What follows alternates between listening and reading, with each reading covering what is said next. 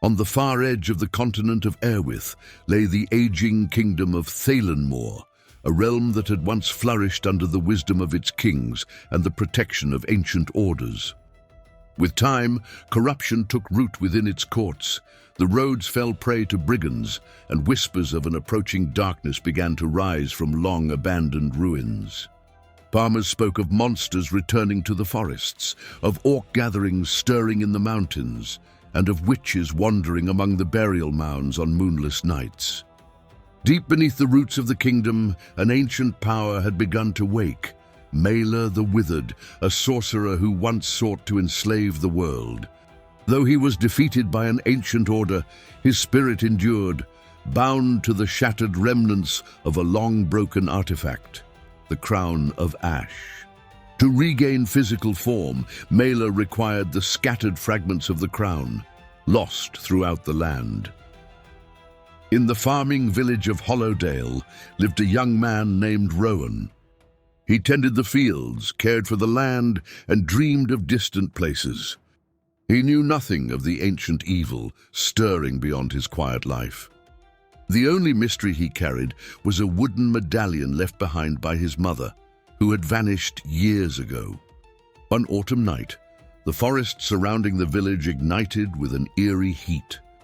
Smoke drifted between the trees without any fire to cause it, and animals fled as though escaping some unseen threat. Rowan discovered a charred crater, and at its center lay an ancient fragment glowing softly with golden fire from within. Though he found a piece of the Crown of Ash, awakening powers that had slumbered for centuries. Word of the relic's reappearance spread swiftly among those sensitive to magic.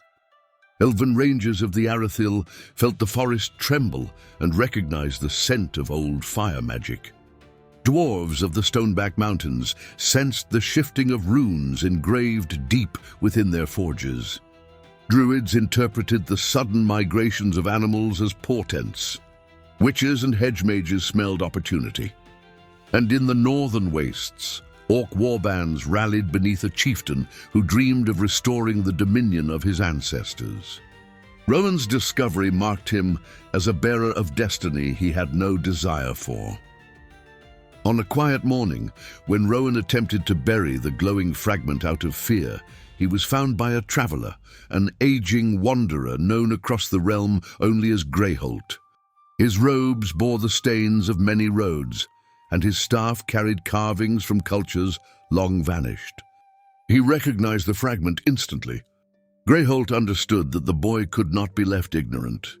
With gentle resolve, he guided Rowan away from Hollowdale before creatures drawn to the relic's power descended upon the village. The old wanderer took it upon himself to instruct Rowan in the ways of magic, though the boy possessed no talent for sorcery. Yet the relic responded to him, warming like a living thing when held in his hand. Greyholt saw potential where Rowan saw nothing but fear. Their path led them through lands laid to ruin. Rowan became a witness to the consequences of Maelor's awakening. Elven settlements stood abandoned and silent. Dwarven halls sank beneath collapsing stone. Human villages suffered under relentless orc raids. Witches saw shifting shadows in the water, and druids struggled to preserve groves that withered before their eyes.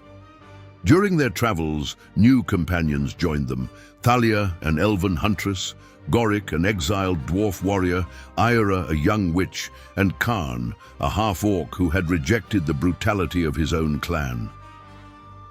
The fragment began to change Rowan. His senses sharpened. Flames responded to his presence. Heat radiated from his palms when he felt anger. But along with these abilities came nightmares, visions of Maelor forming a new body from ash and bone. Greyholt warned that the fragment fed on spirit and will. To wield it, Rowan needed discipline, not power. Through trials arranged by druids, Rowan learned to control the fragment's heat. Through lessons from the witch, he learned to withstand temptation. Through the patience of the elf, he learned to move unseen. Through training with the dwarf and half-orc, he gained strength and resilience. He grew from a frightened farm boy into a tempered young warrior, though doubt never left him. Maelor already possessed 2 pieces of the crown. His power grew with each fragment, allowing him to raise the dead and warp the living. Greyholt had received a map from an ancient order, marking the locations where the remaining fragments were hidden. Yet every fragment they recovered only increased the weight of Rowan's burden. All paths converged at the fortress of Ashenrock, Maelor's reborn citadel, forged from obsidian cliffs and burning fissures. There the Sorcerer sought to bind all fragments and restore his final form. Armies gathered for the last stand. Humans marched under battered banners. Elves arrived with grim silence. Dwarves brought siege engines from centuries past. Orcs followed Kharn, believing in a future beyond endless war. Mages, witches, and druids all stood united for the first time in generations. Rowan felt the weight of every life, every hope pressing upon him. The battle shook the mountains. Dragons awakened by Maelor scorched the skies until Rowan, using the fragments' combined heat, redirected their fire. The ashes of fallen warriors blanketed the ground. Greyholt sacrificed his life to break Maelor's bonds, giving Rowan the advantage he needed to enter the Sorcerer's lair. Rowan watched the 2 fragments of the crown circle around Maelor, while the pieces he carried trembled violently in his hands, drawn toward their counterparts. The crown craved wholeness, and that force was stronger than the will of any mortal. In that moment, Rowan understood the Sorcerer's weakness. The artifact pulled toward whoever held the greater share. He possessed no magic, only the resolve to end the evil at any cost. The fragments burned his palms to blood, yet he stepped closer to Maelor. The crown's power slipped out of balance. The pieces cracked and raw, primordial destruction flared between them. Maelor tried to control his fragments, but he was trapped at the heart of the rupture.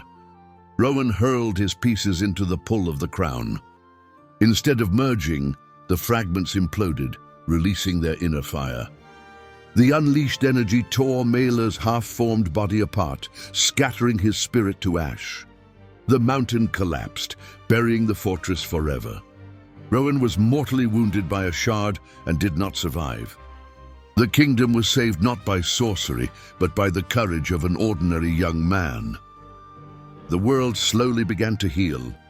Forests returned to life, dwarves reopened their ancient halls, and the orcs abandoned their age-old war, weary of blood and shadow. The kingdom carried on, bearing the scars of a darkness now gone. Rowan never returned to Hollydale. His body remained beneath the collapsed mountain where he had made his final stand, yet word of his deed spread across all of Talemur.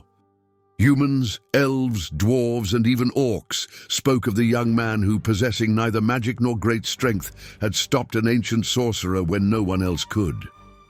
Only a faint echo of the fire once held within the fragment lived on in the hearts of those who remembered him.